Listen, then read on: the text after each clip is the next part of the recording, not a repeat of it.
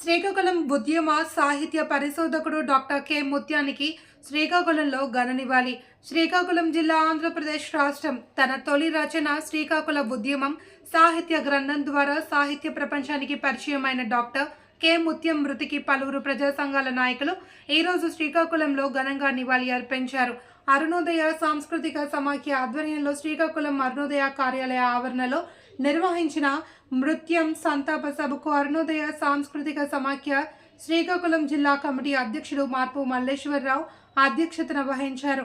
ఈ సంతాప సభలో ప్రసిద్ధ జర్నలిస్ట్ చింతాడ కృష్ణారావు, ప్రగతిశీల మహిళా సంఘం జిల్లా అధ్యక్షులు సవలాపురపు కృష్ణవేణి, గౌరవ అధ్యక్షులు మార్పు సత్యవతి, కార్యవర్గ సభ్యురాలు చిన్నప్పమ్మ, ప్రగతిశీల యూత్ లీగ్ జిల్లా నాయకులు సారా జగన్ మహేష్, ప్రగతిశీల దళిత సంఘం అధ్యక్షుడు డి అప్పారావు, కార్యవర్గ సభ్యుడు సవలాపురపు రాజశేఖర్ తదితరులు పాల్గొని ముత్యం చిత్రపటానికి పూలతో ఘనంగా నివాళి అర్పించారు.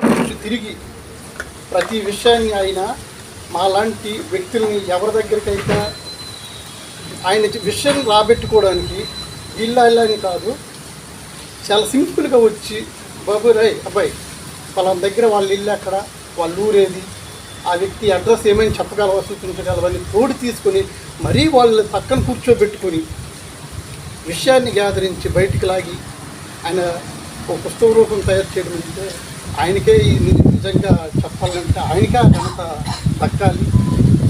ఆయనకి ఆ ఘనత ఉన్నదని మరీ ఈ రకంగా నేను చెప్తాను.